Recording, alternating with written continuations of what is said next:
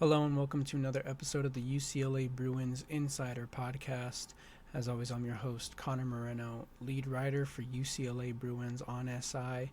And today I thought we would do a little episode on an update on a pretty, I wouldn't say it's a problem, but it's a pretty a weird situation surrounding, I mean, it's not weird, it's familiar, but, a pretty, just a situation surrounding UCLA's football team and a potential transfer wide receiver that is still not on the roster, still is not able to participate in training camp, and is amidst a lawsuit that just had a pretty big update recently.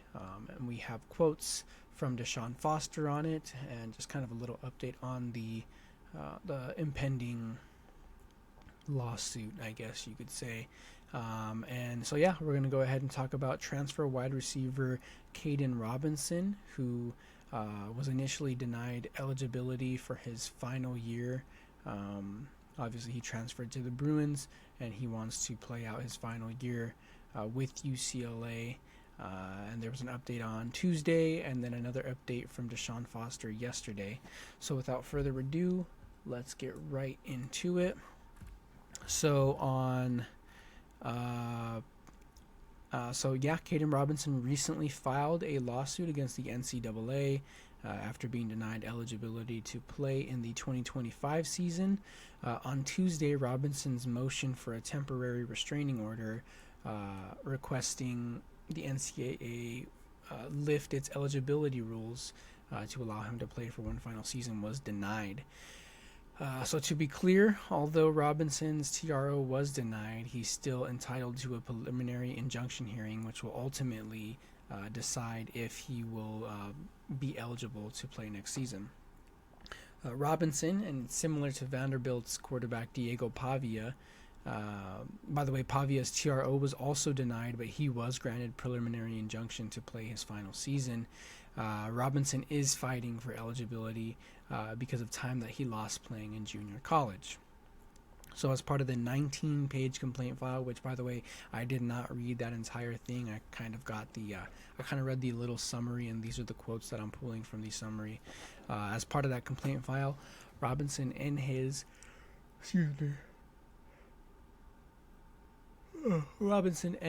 representation state that, quote, "This is an action for immediate and permanent injunctive relief, compensatory and punitive damages, and attorney's fees and costs to enjoin and redress the NCAA's enforcement against Robinson of an unlawful eligibility rule that would prevent him from competing for UCLA in the 2025-2026 season in violation of federal antitrust laws.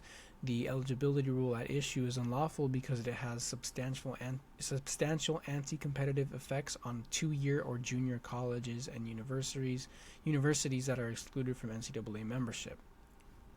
That's the end quote.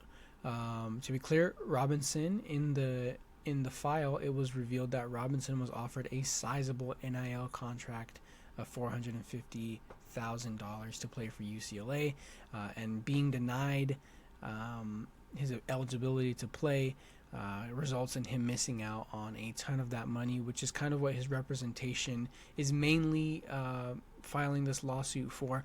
Obviously, he wants to play, but if he's not able to play, then it could result in just him missing out on all of this money to play for them.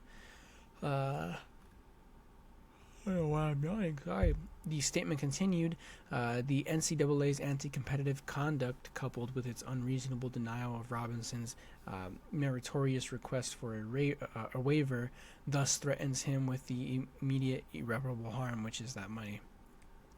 Not only would the denial of Robinson's play affect him, but it would also affect, this is me speaking, not the quote, it would also affect him.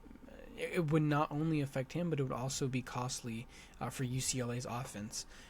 Robinson definitely would have been a prominent figure for the Bruins, and he would have been probably the number one target for Nico Iamalava, transfer star quarterback.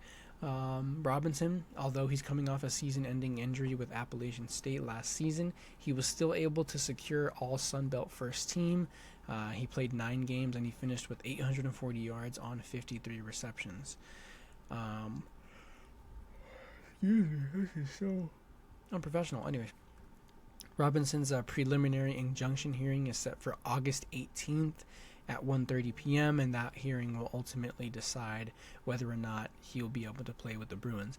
Now, as I said before, Diego Pavia, the former New Mexico State University, which, by the way, go Aggies. I'm a former Aggie myself.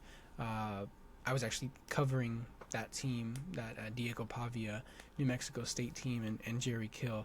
I was actually covering that team when they went and won a bowl game, so that was pretty cool. Diego Pavia, he played at NIMI, which is the New Mexico Military Institute in Roswell. He played, I think, 1 or 2 years at NIMI before transferring to New Mexico State University, and then that's when he played under Jerry Kill, won a bowl game, and then ultimately transferred to Vanderbilt, where he's at now. And he, kind of endured the same thing that Robinson is going through. His TRO, his temporary restraining order, was also denied, but he was granted a preliminary injunction, which, by the way, another transfer wide receiver, Cortez Brown, he's from Nevada. He was just recently granted a preliminary injunction last week, and he has UCLA in his top 3. So, I mean, everything is kind of looking like it's in Robinson's favor, and we'll get to it when we talk about what Deshaun Foster said about it. But everything is looking in his favor. This has happened before, although there are some, whispers of this judge kind of not being in favor of Robinson. But last week at Big Ten Media Days, Foster was asked if he had any updates on the situation. Now, because of this new House versus NCAA settlement, teams are required to have a maximum of 105 players on the roster. Without Robinson, UCLA is already at 105, but Foster was asked if they would have to drop a player should Robinson be able to compete. He said no, because he was coming before the ruling. So yes, he'd be grandfathered in. And then yesterday, after their first day of training camp, Foster reacted to the other news of his TRO being denied, and he said, "We've talked to him. We kind of anticipated the denied motion for the TRO happening, but we're just looking forward to this next ruling that's coming forward. He's still training, and we're looking forward to finally getting him here, and he can be a part of our team." Foster was asked if he was optimistic. He said, "Yes, I'm still positive."